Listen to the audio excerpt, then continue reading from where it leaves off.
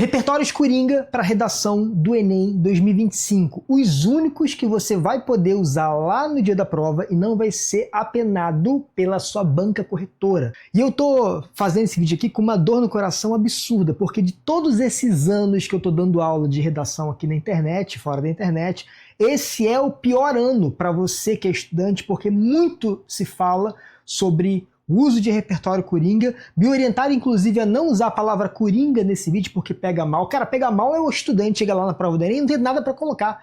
Pega mal é você que é estudante, do nada, obrigarem que você seja um super especialista nos 400 milhões de temas que estão surgindo por aí. Então isso é injusto com você. Você é a ponta mais frágil dessa equação chamada Enem. E justamente no seu ano, a gente tem vários boatos. Pode usar modelo, não pode usar modelo. Pode usar Constituição Federal, não pode usar. Pode usar repertório coringa, será que não pode? O que tem de mudança? Então, nesse vídeo aqui, eu vou trazer luz para essa situação, vou trazer clareza para você. Então, de verdade, você vai sair desse vídeo aqui sabendo exatamente o que usar na redação do Enem, independentemente se você vai acertar ou não. E a pessoa que diz para você não utilizar repertório coringa, tenha certeza de que ela não vai fazer o Enem. Porque se ela fosse fazer o Enem, se ela estivesse na tua pele, ela teria mudado de opinião. Olha na minha tela aqui, galera. Então, eu vou trabalhar com vocês os repertórios coringa. E antes, eu quero te mostrar que, na hora que você for fazer a sua redação, você tem que ter em mente que os repertórios, eles têm lugares certos para aparecer. Os repertórios vão aparecer na primeira frase da introdução, certo? Que a gente chama de abordagem do tema. Esse aqui, inclusive, é um repertório coringa válido para esse ano, só que tem uma diferença, tá, galera? Eu vou já te mostrar a diferença logo. Aqui a Convenção Interamericana de Direitos Humanos é um repertório coringa, só que a forma de utilizar esse repertório mudou do ano passado para cá. Antes, a gente simplesmente escrevia assim, ó, em tal, a Convenção Interamericana de Direitos Humanos garantiu o direito tal. Todavia, o Tratado Internacional, tal. De um tempo para cá, a gente tem uma necessidade de fazer uma relação maior com o tema. E qual que é o tema? O tema é combate ao uso irresponsável de internet pelo brasileiro. Aí você repara que aqui, ó, eu já vou falar de internet na abordagem. E como é que vai ficar? Em 1969, a Convenção Interamericana de Direitos Humanos, vírgula, olha aqui, ó, ainda que não tenha feito menção à internet em seu texto, olha, percebeu então que eu estou relacionando melhor a lei ao tema, é isso que tem que ter. Você pode usar o repertório, só que o repertório, ele precisa ter algumas regras. A primeira regra é, ele deve ter uma palavra do mesmo campo semântico do tema. O que significa isso? Eu já vou te explicar daqui a pouquinho melhor quando eu for trabalhar exatamente os repertórios coringa com você, tá? Segunda regra que você tem que cumprir. Eles têm que obedecer, devem obedecer a retomada marcada do repertório. O que significa retomada marcada? Já vou te falar também, tá, monstro? Relaxa, fica calma aí, eu vou te explicar tudo. Para, sai do vídeo agora, tu não vai aprender nada. Terceira regra, deve obedecer ao estilo dos verbos. O que significa estilo dos verbos? Que isso, meu Deus, prof, não estou entendendo nada, vou sair desse vídeo. Esse é o teu problema, porque o YouTube ele só entrega para você os vídeos que são os sensacionalistas, são os virais. O problema de você estudar só pelo YouTube é esse, que você está sempre vulnerável a ver os vídeos que mais estão sendo entregues pelo algoritmo. E nem sempre os vídeos que estão mais sendo entregues pelo algoritmo são aqueles que têm um conteúdo mais sério, conteúdo mais saudável, conteúdo mais comprometido com você. Por isso que é importante você primeiro ter maldade, malícia na sua mente. Pô, será que esse vídeo que está sendo muito entregue pelo YouTube, será que ele realmente é relevante para mim? Ou será que eu estou sendo uma marionete nesse algoritmo? O segundo lugar que eu tenho que colocar repertório, galera, é no desenvolvimento, lá na parte da fundamentação. E não inventa moda, tá? Tem que colocar. Ah, mas me disseram que o Enem só exige um. É verdade, o Enem só exige um repertório. Só que você não é todo mundo. Você vai fazer 3 repertórios porque eu estou mandando você fazer. O desenvolvimento 2 também tem que ter um repertório aqui, ó, na fundamentação. E a conclusão, ela também deve ter um repertório, mas o repertório dela deve ser aqui, ó, retomando aquele repertório lá da introdução que a gente citou. Beleza? Vou deixar esse mapa mental aqui para você tirar print, que eu sei que você gosta de tirar print dos vídeos. Tem uma coisa nova que eu queria contar para vocês aqui, que eu nunca tinha falado no meu canal, tá? Eu estou usando, galera, um navegador bizarramente transformador. Ele mudou muito a minha forma de estudar e de trabalhar, de preparar material, enfim, de ser produtivo. Me tornou muito mais produtivo que é o Opera. Então, por exemplo, você está vendo aqui um vídeo meu, um mapa mental que você curtiu. Você vem nessa opção aqui, clica nele, aí você consegue fazer uma captura da tela no ponto que você quer, sem precisar de um outro programa. Outra coisa, fez a captura de tela, você vem aqui ó, em capturar, e você mesmo consegue fazer alguns ajustes. Então, por exemplo, você mesmo consegue fazer, você consegue colorir, você consegue botar seta para cá. Então, esse material acaba sendo seu material de estudo. Você consegue salvar depois no seu computador. Isso que é muito top. Outra parada que o Opera tem também, que é muito bom, que eu gosto muito, é a capacidade que ele tem de organização por contexto. Ou seja, eu criei aqui no cantinho, tá vendo aqui no cantinho? O contexto de estudos e contexto de lazer. Então, por exemplo, tudo que foi estudo vai estar nesse contexto. Se eu clicar aqui, automaticamente vem para outras pesquisas que eu estava fazendo, só que de lazer. Tipo, música para me relaxar, games, jogos, sei lá. Outra coisa, também tem bloqueador de anúncios nativo. Para a gente que estuda, para a gente que trabalha com internet, que depende disso aqui e que usa muito, isso aqui é muito bom. Deixa o site mais leve, deixa mais objetivo. Só clicar aqui, ó, em desativar anúncios para esse site, e os anúncios que ficam em cima da tela vão sumir. Isso aqui é bizarramente bom. Outra parada muito top também. Vamos supor que você esteja fazendo aqui rascunho da sua redação. Aí você não tem que ficar alternando tela, que é chato demais, né? Vamos combinar? Você pode, com o Opera, clicar com o botão direito aqui do mouse, arrastar para cá e você consegue dividir a tela do navegador. E você consegue, inclusive, configurar qual que é o tamanho que você quer de cada uma. E não desconfigura, galera, fica travado. Isso aqui é muito bom, muito bom. Então, tá aqui do lado fazendo um rascunho na tua redação, tá vendo um vídeo, e isso aqui melhora, para você não ter que gastar dinheiro comprando uma outra tela. Baixa o Opera, porque ele é de graça, tá aqui na descrição do vídeo e fixado no primeiro comentário. Usa e depois volta aqui e fala assim, prof, meu Deus, o Opera me ajudou muito a ser muito mais produtivo. Isso aqui é excelente. Tem também aqui no cantinho uma IA. Você não precisa pagar uma outra IA. Tá aqui já dentro do Opera, o Aria, que é a IA deles. Muito bom isso aqui. Então você pode vir aqui ó, e pedir qualquer coisa, assim, me ajude a escrever uma introdução com base no tema lazer. Aí você aqui agora vai pedir ajuda para ele. Claro, você não vai copiar na tua redação, né, monstro? Você vai pedir para ele ser um ajudante, não ele que vai escrever por você. Então, isso aqui você consegue bater um papo com ele. E você repara que a janela, ela não vai ficar sobreposta. Você pode, inclusive, depois vir aqui, ó, e recuar essa janela e voltar para o teu estudo. Então, de coração, o Opera, ele vai ajudar muito aí na sua organização dos estudos. Vou deixar o link aí dos comentários e fixado para você baixar e já começar a usar hoje mesmo. Show? Agora volta com o nosso conteúdo. Vamos aqui entender quais são os repertórios Coringa válidos para o Enem 2025. Se você está nesse ponto do vídeo comigo, comenta assim, eu sou válido. Comenta aí, eu sou válido. Só para eu ver se você estava comigo aqui nesse ponto do vídeo, beleza? Introdução, qual é o repertório que você vai utilizar? Cara, você vai utilizar repertórios de lei. E quais são as leis relevantes que você vai utilizar? Você pode utilizar a Constituição Federal, sim. Só que você tem que ser sagaz para utilizar a Constituição Federal de um jeito relacionado ao tema, cumprindo essa primeira regra aqui, ó, ter a palavra do mesmo campo semântico ali. Uma outra lei relevante é a Convenção Interamericana de Direitos Humanos, que foi promulgada lá em 1969. Só lembrar do 69 que tu não esquece. Não era para ter falado isso, vai bloquear o vídeo. Meu Deus, senhores! E aí, como é que eu uso a Constituição de jeito relevante? Vamos supor que o tema da redação seja sobre transtornos alimentares entre os brasileiros, que é um tema que um dia vai cair. Pode ter certeza que um dia vai cair.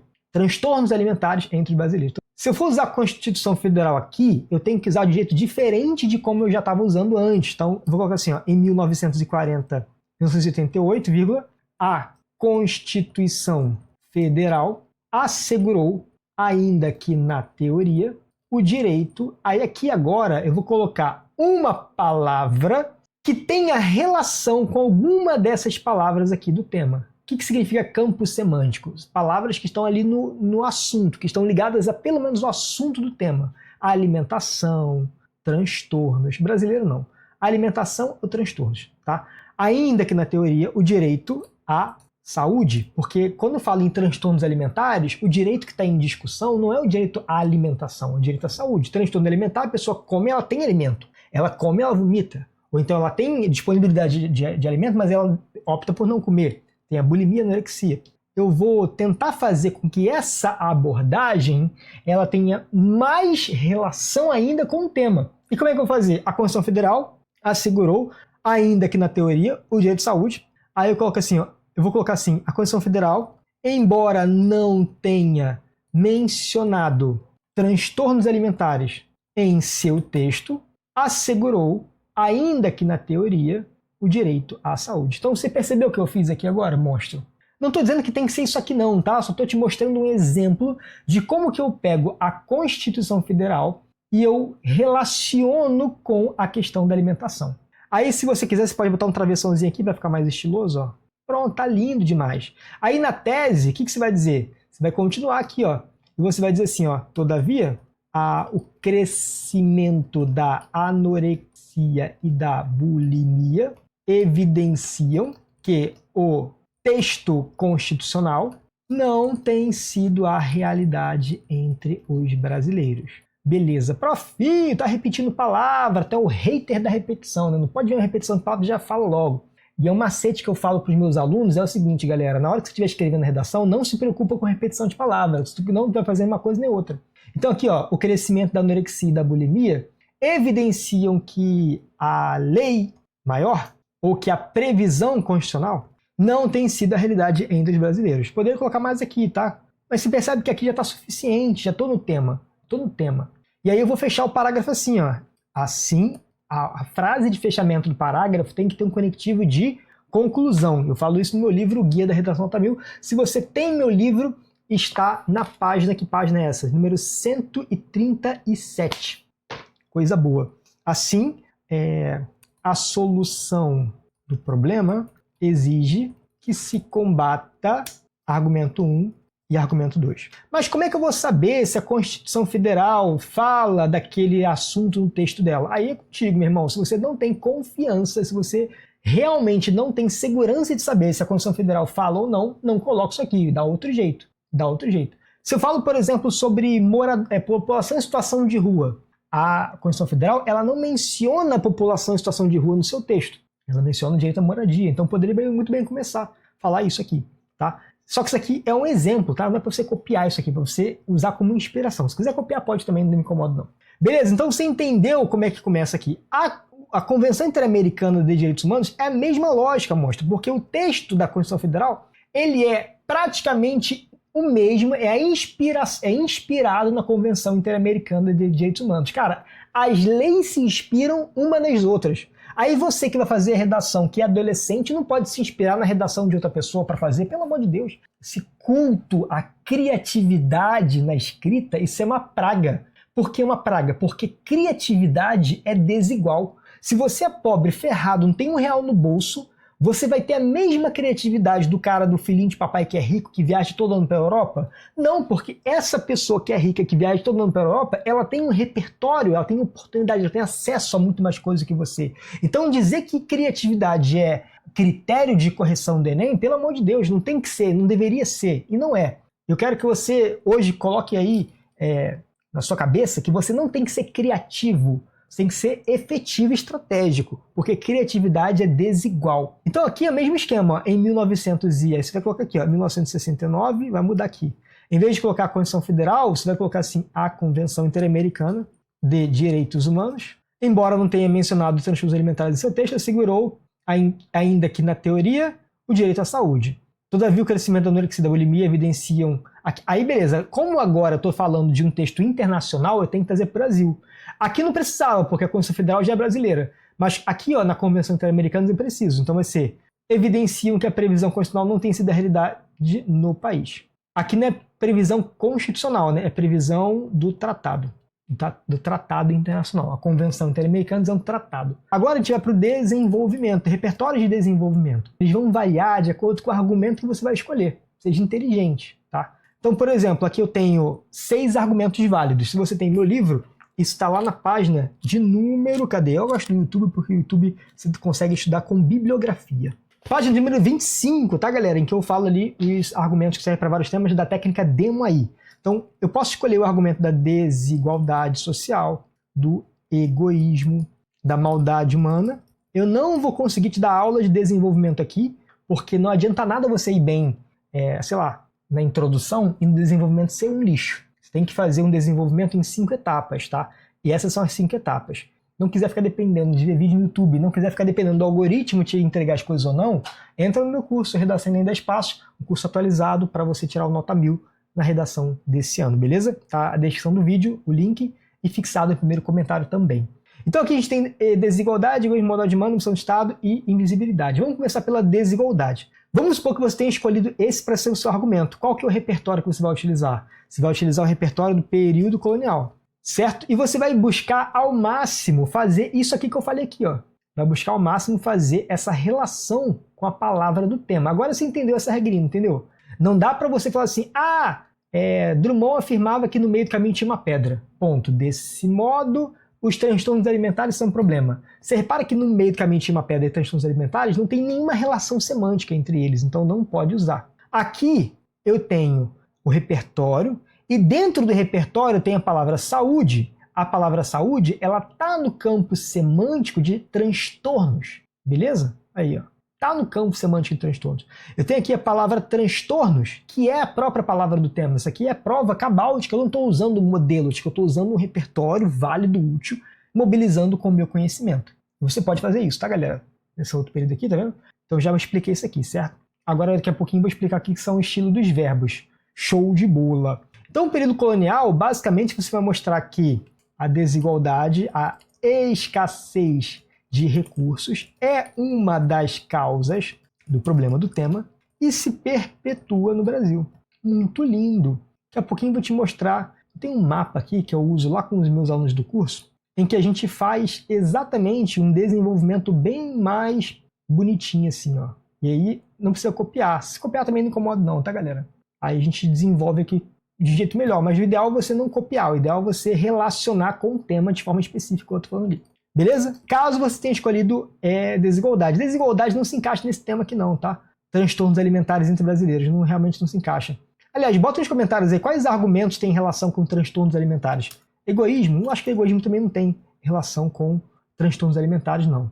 Mas se eu tivesse que fazer um outro tema sobre egoísmo, eu falaria sobre Aristóteles, que os seres humanos seriam animais políticos e em harmonia na busca pelo bem comum. O que significa a regra dos verbos?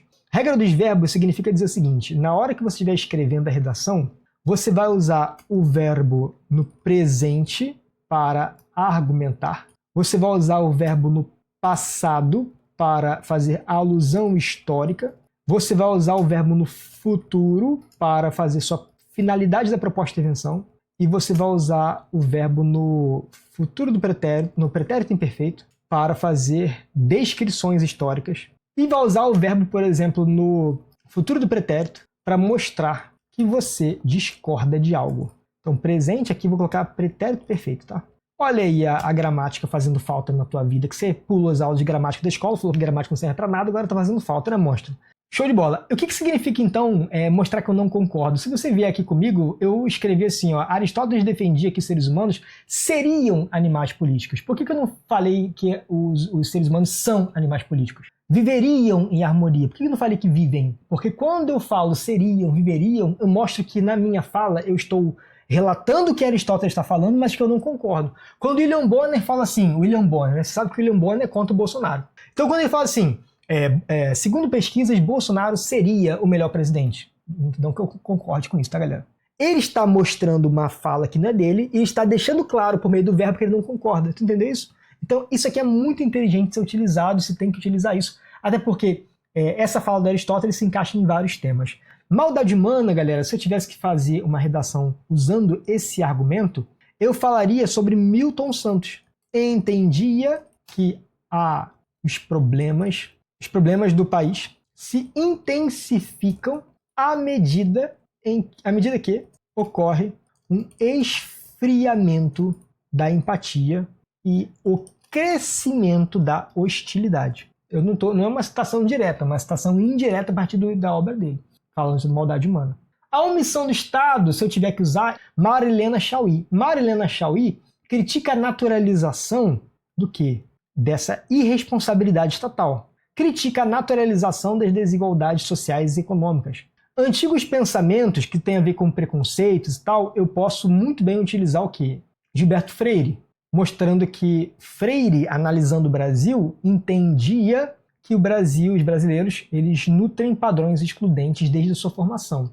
E para falar de invisibilidade, eu posso usar Simone de Beauvoir. E Simone de Beauvoir afirma que existem grupos que são tão marginalizados, que estão tão sem voz, que eles se tornam invisíveis socialmente, sem representação. Você pode usar um repertório para cada argumento desse, mas você não pode dar mole de esquecer o tema. Você tem que se relacionar o repertório ao tema de forma muito nítida, de forma muito estratégica, beleza? E a conclusão? A conclusão, ela retoma o repertório da abordagem do tema que você usou. Então, se você usou o repertório da Constituição Federal, você vai colocar aqui no finalzinho, igual eu fiz aqui nesse mapa aqui que eu fiz com os meus alunos. Aqui, ó. Essa iniciativa terá finalidade, aqui o verbo no futuro, tá vendo? Ó, o verbo no futuro para finalidade. Lembra disso? Ó, verbo no futuro do presente para finalidade da proposta. Essa iniciativa terá a finalidade de solucionar a impunidade das plataformas digitais e de assegurar que a Convenção Interamericana de Direitos Humanos seja em breve a realidade no Brasil, porque eu comecei com Convenção Interamericana de Direitos Humanos. Excelente, tá aqui o mapinha completinho, caso você queira dar um printzinho bonito. E agora eu vou deixar um outro vídeo aqui também muito bom, em que eu falo sobre a questão dos argumentos, para você continuar vendo. Valeu, tchau.